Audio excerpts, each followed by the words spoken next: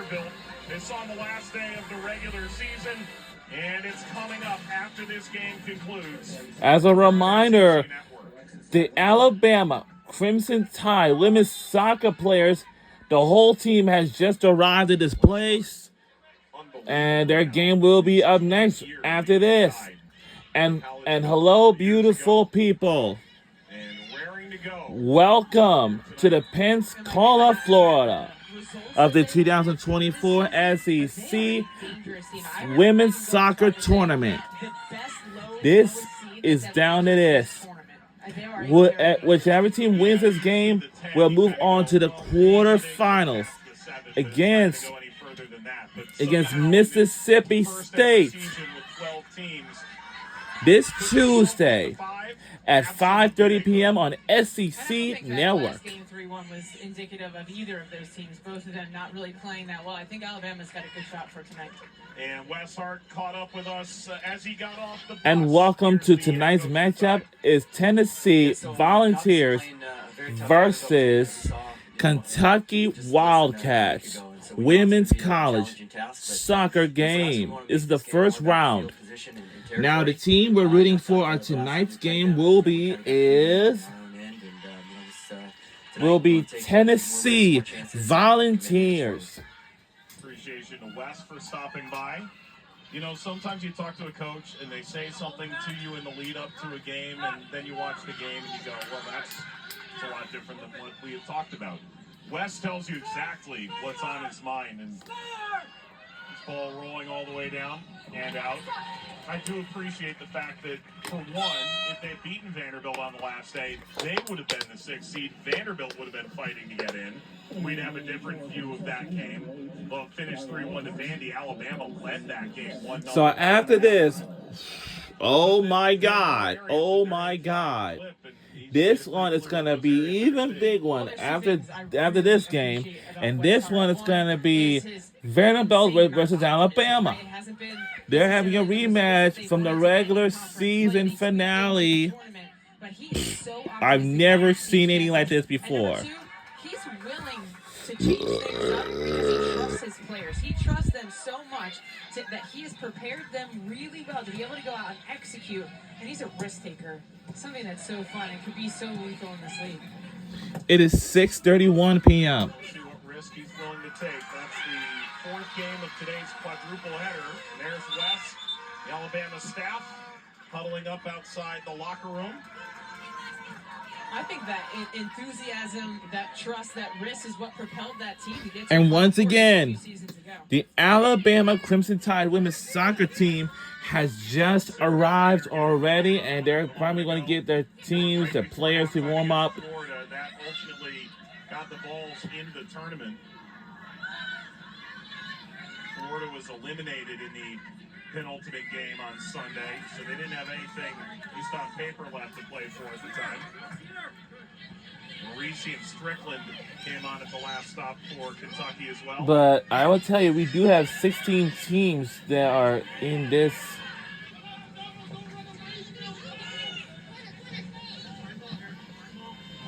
And I don't know if Florida made it to the. I don't know. Because I don't really think they did not make it to the to the SEC tournament.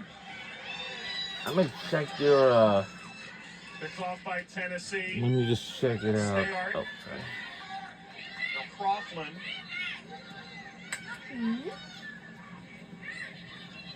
Let me see. Let me see what. Oops. Let me go back. Price. Woods bumped off by Moscow. They did not make it to the SEC tournament at all. And their season has come to an end. Well, hopefully they can try and get next to see how they're, yeah.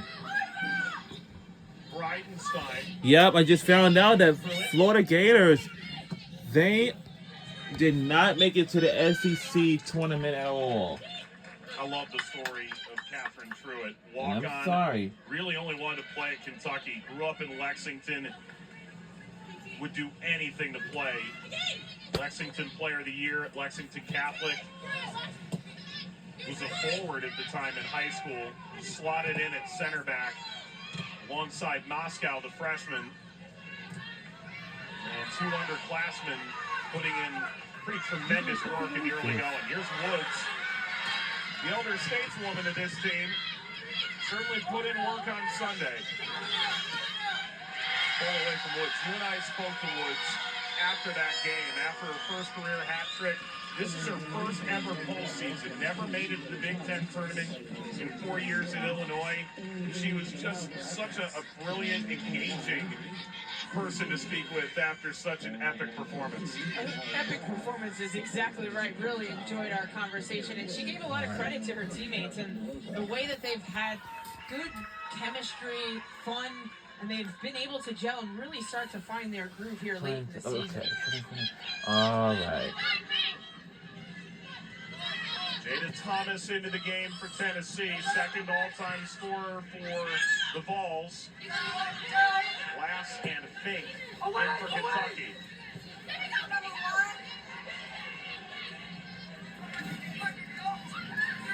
Quaiting. Strickland. Here's Thomas. A piece of individual skill there by Strickland just to drop the shoulder, create a little pocket of space to get around the edge of Stayard. Such good opportunity and a moment of individual brilliance to get to the end line. Just the service wasn't there, didn't have runs making into those key zones in the near post. Reese. Skims into Price. Read and React. It's hosted by Cole Kublik and Roman Harper. Each week they'll take And we are under the lights now. And games from the weekend. Monday night, 7 Eastern, right here on the SEC Network and the ESPN. We do have one more match left, and that would just be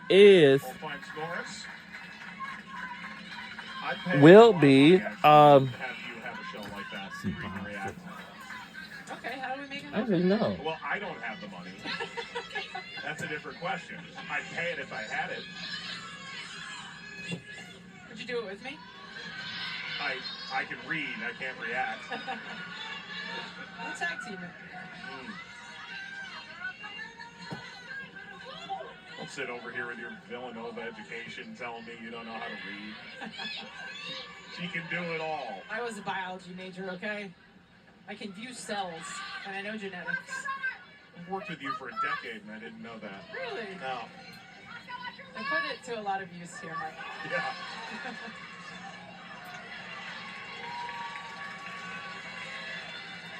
Mike, Jill, SEC tournament, first round action, Tennessee, the goal from Sammy Woods in the 15th minute. Georgia, the reigning champion, advancing past A&M. Our first upset came in the second game of our quadruple header. LSU sneaking by Auburn, 2-1.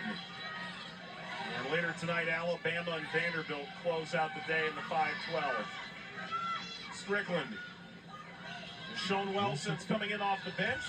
Squares that with Maurice a bit too far out in front. Yeah, real bright spot, though, for Kentucky is when Strickland can get isolated at 1v1. If Kennedy Price starts to sit off a little bit, those interior passes are going to be on. Quaiting slid away by Muriel Croughlin, redshirt junior from Germany who came in from Oklahoma. I'm really liking, though, Kentucky's ability to have patience and try to commit end line. They're not just lumping in those hopeful balls inside the penalty. There is a clear commitment to want to get to that end line and turn Tennessee's defense. Third corner for Kentucky. Phil Potts handles the honors.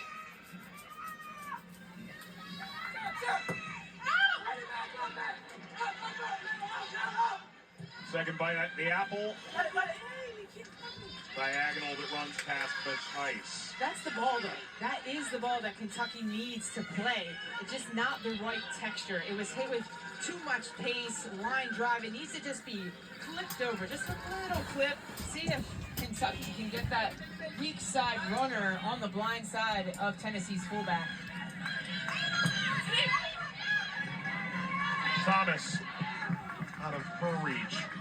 You know, the Jada Thomas that blew up for Tennessee, part of the Vols SEC championship squad, multiple ACL injuries, has just struggled to stay healthy, and yet 40 career goals, 3 off the Tennessee record. You don't put anything past her once you get to a game of this magnitude.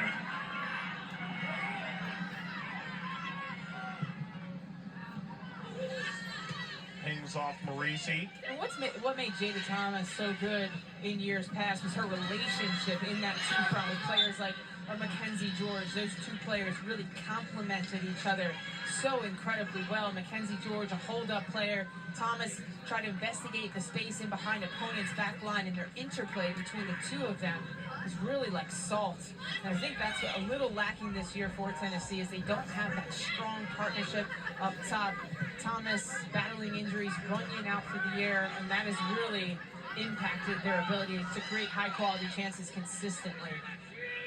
And it's not for lack of trying, looking for the right relationship in that role. It just, the 10s haven't quite figured it out together. The 9s haven't quite figured it out together. So often in a box midfield, the relationships between each line, it's almost like 3 lines of 2, can dictate whether you can get it half the way up the field or to the edge of the final third or actually get the goal.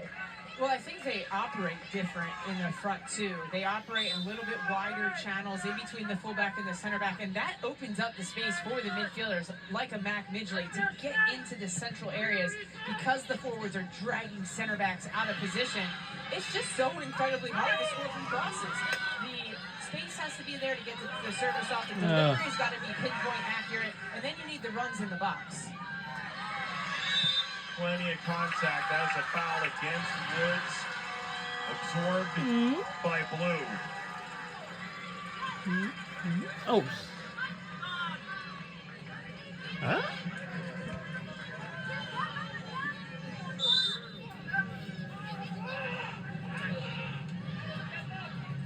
Damn, no ball. Why don't you just sit?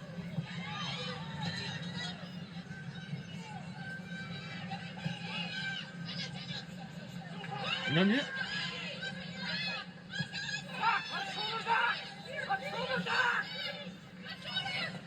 We're under 2 minutes to go in the first half. We are under the lights for tonight's game, but earlier it was a daytime game. It's a daytime game. Starry and Casey are scribbling their last notes, handling all our halftime and between games coverage today. Our appreciation to the whole team in the studio for giving us a moment to breathe along the way. Alex and Marion spearheading our coverage in the first 2 games as well. Well, it'll come at a good time because I still feel like I haven't caught my breath since that Sammy Woods goal. Right. Midgley. Jada Thomas. Able to keep that in. Skitters by. We are under a minute to go. This is it. Well, this first half has not gone exactly the way I thought it was going to go, Mike. I expected Tennessee to have a bit more possession, to boss the ball, impose their style, continue to repeatedly get into the final third with their possession. But Kentucky has turned this game on its head in terms of the ball and keeping possession. And typically you see a team play a bit more in transition, try to get the ball in behind, play vertical. And Tennessee's done a really good job competing in that space, off-balancing Woods when Kentucky does decide to go vertical. They came to play tonight. This is not the same game that we saw in the final game of the season for Kentucky. Tennessee said the players on our roster. So our jerseys is orange and Kentucky is gray. Nothing loss in Lexington to this Kentucky team who are unbeaten at home for the first time in nearly 15 years. And that will do it for the first half. And Tennessee a 1-0 lead at halftime. The 9 seed leading. Joe Kurt's side a much better version of themselves. Here in the opening round of the FCC tournament, Sammy Woods the goal in the 15th minute. now it's halftime. That sees the Vols in position, but still only halfway home. Not many chances, he said, get a second look at a team in a given season, much less so close together. Becky, John, looking at the film alongside Joe. And the players off to the locker room. And Tennessee with the advantage against this Kentucky side who've been so good, especially defensively throughout the season. Troy Fabiano just won game number 350 last weekend and joins us from the field. Troy, congrats on the big number. Obviously, bigger things afoot right now. What's the thought at the end of this first half? Yeah, I think, we started off pretty well, I felt, and then made a crucial mistake and put one in the back of the net. We just have to settle down and grab the ball again. Well, Troy, they've really made the space in behind very limited for you guys to get into. How can you break Tennessee down in front of their defense? I think, again, just keeping the ball and having movement off the ball. Again, we're trying to be a little too more vertical. Where can we just pick and choose when we can keep it and we can get vertical? Troy, appreciate the time. Appreciate it. Sun is setting here. SEC tournament after dark, to turn a phrase. 1-0 Tennessee at halftime. Do we have a second upset in the offing coming up after the break? The SEC Now Tourney halftime report. Sorry, Noka and Casey White will take you through the first half highlights. You're watching SEC Network.